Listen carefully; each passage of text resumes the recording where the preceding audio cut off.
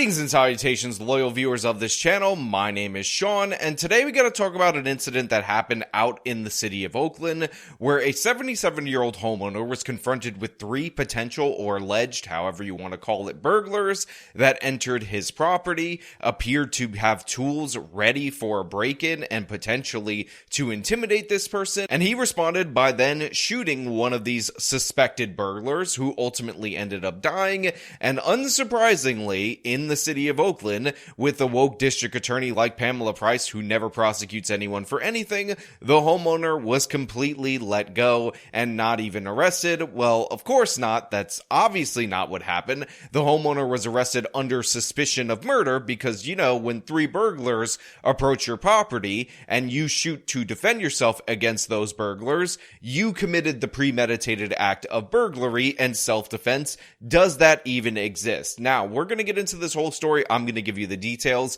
I'm going to explain to you everything you need to know about this case. But before we do, I want to thank everybody who supports this channel via actualjusticewarrior.com/join. Give me the money.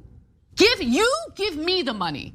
Okay. Shooting in the city of Oakland, KTVU has learned the homeowner who shot and killed a burglary suspect has been arrested. And he remains behind bars while the DA considers whether to file charges. So right off the top, I do want to point out a few things for those of you out there in the audience. One, this occurred in Oakland, meaning it's under the jurisdiction of Alameda County District Attorney Pamela Price, who is notorious for not prosecuting crime. In fact, we've done stories about Home Depot employees that were murdered trying to stop shoplifters for revenge because they prevented them from stealing, and Pamela Price reduced the charges in that case. We also had an incident where a 2-year-old who was killed in a shootout, basically these two rival gang members were shooting at each other, ended up not receiving justice because Pamela Price said, you know, these guys were engaged in mutual combat. It was gang shooting one side to the other, and Jasper Wu, being 2 years old, shouldn't have been there in the first place. And there are many other notorious cases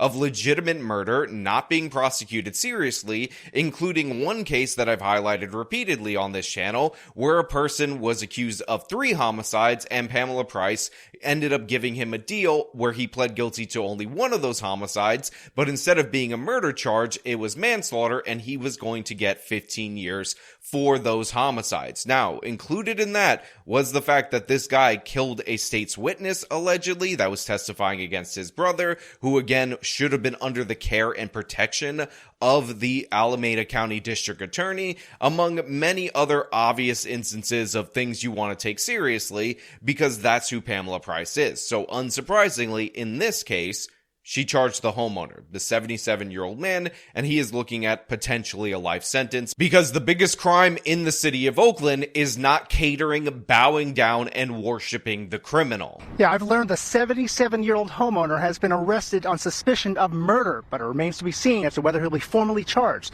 and whether this is a case of self-defense. A burglary suspect was shot by a resident near 98th Avenue and Burr Street in East Oakland. Oakland firefighters and paramedics worked to save the suspect, but he died at the scene.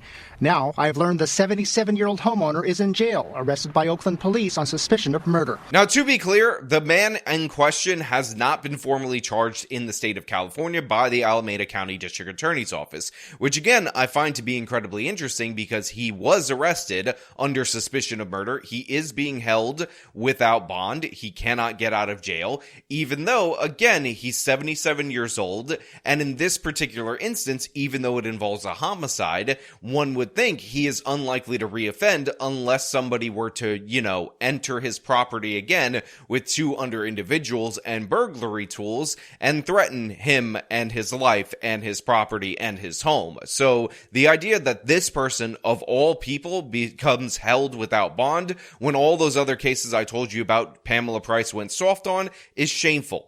That happened just before 6 on Monday evening. Authorities say 2 men and a woman pulled up to the home in the stolen Infiniti Q40. A witness told police the 3 went onto the property. Now, I really want you guys to understand the setup to this particular case so you can get how absurd it is that this person is in jail awaiting pending charges. And the first thing I want you to take note of is what they said right there.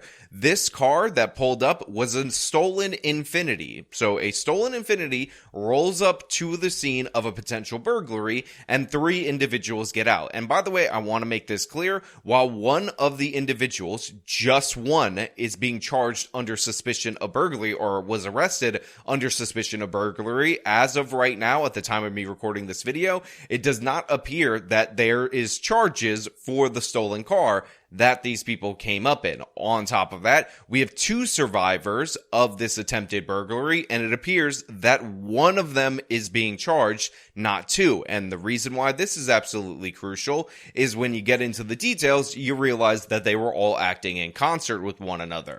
A witness told police the 3 went onto the property and that one of the men had a crowbar. That witness then reported hearing a gunshot.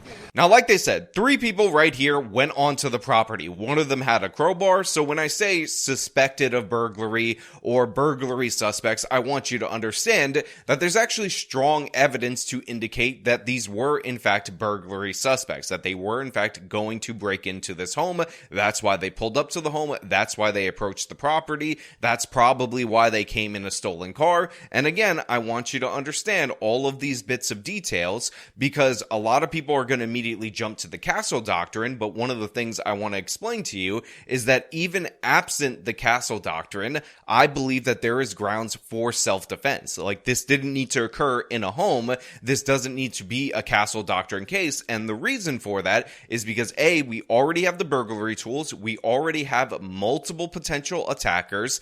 And on top of that, a 77-year-old burglary victim. But even worse than that, there's something else that makes this a potentially life or death situation. I have learned from court documents that according to police, officers arrived and found the homeowner pointing a stolen .357 Colt Python revolver at the female suspect. That woman told police the homeowner had shot her friend. Okay, so when the police show up to this particular scene, the 77-year-old homeowner is holding the female after shooting one of the males at gunpoint. Now, they say that this .357 Magnum Python, Rick Grimes' gun from The Walking Dead, was actually stolen, but as of right now, we don't appear to have charges for the possession of the stolen gun, just like we don't appear to have charges, again, as of right now, for the stolen vehicle. But what's interesting is that there's a third suspect that is also on the property. Remember, you have the first 2, one has a crowbar and all that, and that person has a replica firearm. They say they found the other male suspect at the scene with a replica gun and arrested him on suspicion of burglary. And this is why, in my opinion, it is incredibly crucial to not just say, castle doctrine, I'm going to leave it right there, the homeowner is justified, which, by the way, I actually think is a fair analysis, because even absent the castle doctrine, even with the most left-wing interpretation, which is what you're going to get from a district attorney like Pamela Price, you have 3 individuals. One of them is presenting a firearm. Now, it turned out to be a replica, turned out to be a non-firing gun. And what is this person supposed to do? Is he supposed to engage in a karate battle when one person has a crowbar, you have another woman there, and an additional person who is presenting a gun? Obviously not. Now, if you want to talk about potentially charging the 77-year-old man with possession of a stolen firearm, then that's perfectly fine. Although it is kind of bad because in this particular situation, even though he had that firearm, he ended up using that to defend his life against 3 potential attackers. Obviously, in my opinion, with intent to do harm to him, to steal from him. So to be clear, I don't even think I would do that in this particular case, but that would be the only thing that you should be able to charge somebody with. And I'm of the belief that whether it's a stolen gun or an unlicensed gun or an unregistered gun, depending on your state laws, if you're in a legitimate self-defense situation, I don't think you should be charged with that. And I want to make this clear, I do not think you using a stolen weapon should prevent you from actually using your self-defense rights. I find that to be a ridiculous proposition. Again, just because the gun ownership may be illegitimate in this particular case doesn't mean that the self-defense threat wasn't real, and therefore it doesn't mean that the self-defense actually as a defense isn't legitimate. No charges have been filed against the homeowner, pending a review by the Alameda County DA's office.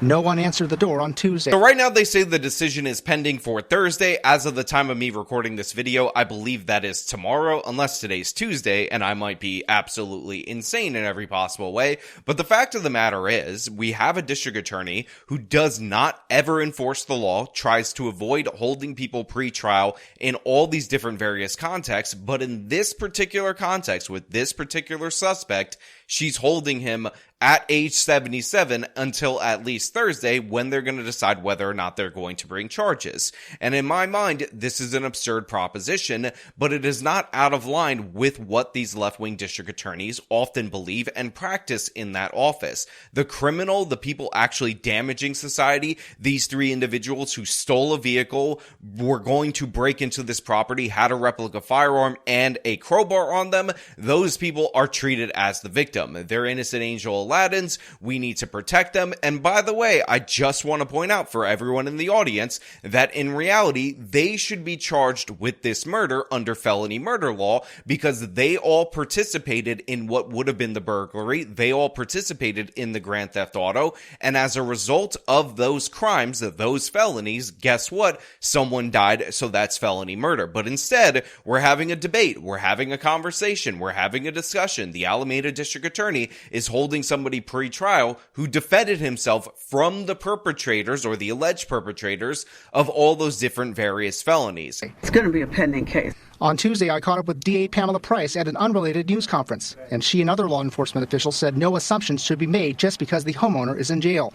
Prosecutors have until Thursday to decide whether to charge him. It's rather disgusting to see this truth laid bare before our eyes, that the law-abiding citizen, or the mostly law-abiding citizen, is the one subject to prosecution or potential prosecution, harsh treatment by the system, and the criminals are often catered to. I've learned to decline to talk to investigators. You're not supposed to chase them. If you chase them and shoot them, for example, in the back, that is unlawful. But KTVU legal analyst Michael Cardoza says depending on the facts, the homeowner could still argue self-defense. If you are in imminent fear of your life or someone else's life in your home, you have every right to take necessary means of self-defense against the invader. So right here we have somebody making the case that potentially what's going on in this particular situation is that the homeowner chased one of these robbers and then ultimately ended up leading to shooting him. But as far as I could tell, as of right now,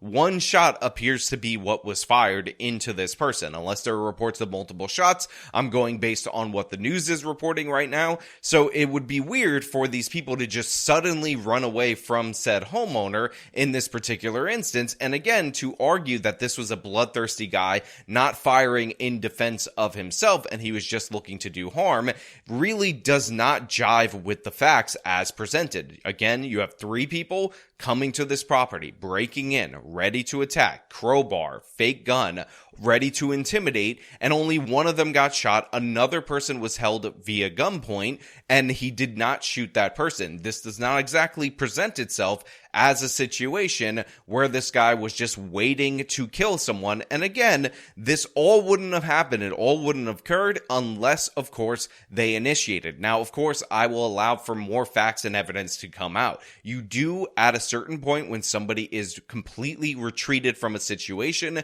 when they disengage, lose that window of self-defense. I want you guys to think about self-defense as a window in which you are allowed to engage. And yes, this also applies to a castle doctrine situation. If somebody is fleeing your property, even if they were in your property and you caught them mid-burglary and they're gone, they hop the fence and you fire a shot into them as they're entering their car, which, by the way, is not what went down in this particular situation, you could end up in legal trouble no matter what we think of the criminal. And believe me, I'm very harsh on the criminal on this channel very often. So I'm going to make that statement as a statement of fact, as a statement of law, because I don't want anybody out there in my audience to misinterpret what I'm saying, especially considering all the different variances based on all the different states in this union. And on top of that, when you have district attorneys like this, you're always going to get the worst reading. But again, we will wait for the charges if they are to be filed. But I just want to point out how this shakes out and how this has been treated in comparison to different other various cases where Pamela Price appears to have gone out of her way to go soft on the criminal. But of course, I want to know what you guys think down in the comments below. Do you believe we just don't have enough information right now and we should wait?